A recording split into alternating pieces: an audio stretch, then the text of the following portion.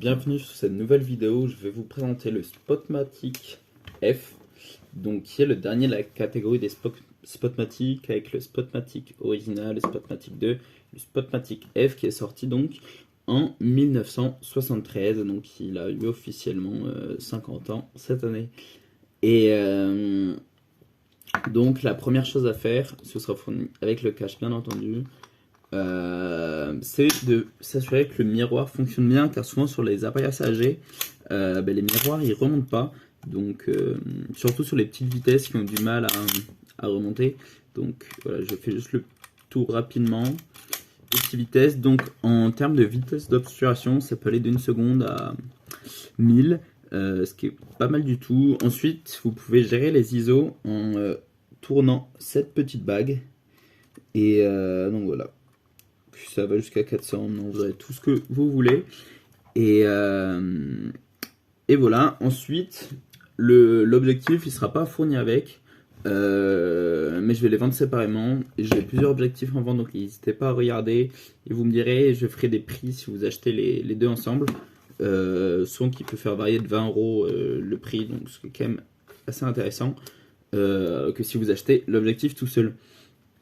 Il y a quelque chose qui est bien aussi, c'est que c'est le retardateur qui marche. Ça, c'est quelque chose qu'il faut regarder. Je sais que c'est un détail, mais ça entre en jeu dans la valeur de l'appareil photo. Si un jour vous devez le revendre ou quoi que ce soit, c'est d'être sûr tout simplement qu'il marche. Donc pour le faire marcher, tac, vous descendez là et juste vous appuyez ici, et il va donc de 6 à 12 secondes, donc car il peut aller jusque là, donc ça sert à rien de mettre longtemps.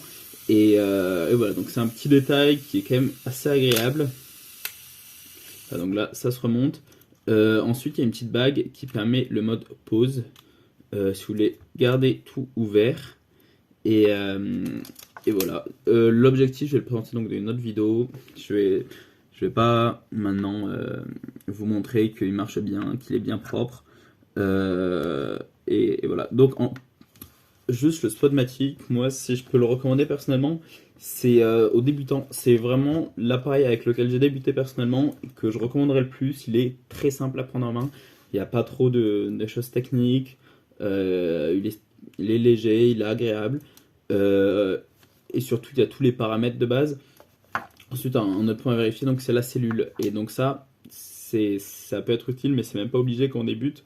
Si vous voulez vraiment apprendre à tout faire à la main, et la prise en main est super facile, et c'est quelque chose que je trouve quand même assez agréable.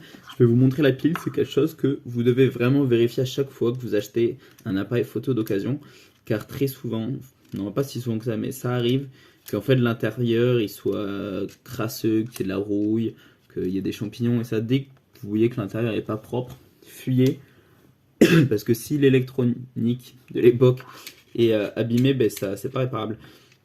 Donc c'est un petit point qui est quand même assez important, et faut pas oublier donc de vérifier. Bon, je vais remettre la batterie après, je galère. Et ensuite, un autre point qu'il faut bien vérifier, c'est d'ouvrir l'intérieur. Ici, pour l'ouvrir, je vous ai juste à tirer ici, c'est assez classique.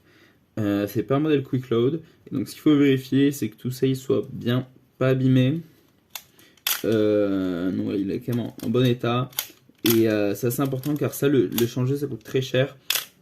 L'intérieur il est en très bon état, le cache est bien, donc vous avez juste à mettre la pellicule ici, vous redescendez, vous venez la placer dans les dents et à l'intérieur, et ensuite vous faites tourner une fois pour être sûr que ça entre bien, vous fermez et vous refaites tourner 2 fois.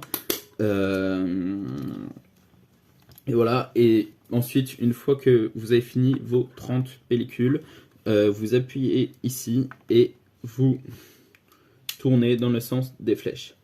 Il y a une petite roue ici qui est pas mal, c'est juste tout simplement pour savoir si on a pris un appareil avec quel type de couleur, quel type, différentes informations pour être sûr de ne pas oublier, car c'est si jamais vous en avez plusieurs, vous avez oublié, c'est noir et blanc, donc là vous pouvez tout noter entre guillemets là-dessus. Ce qui empêche la moindre erreur. Donc voilà, donc j'ai fait un dernier point.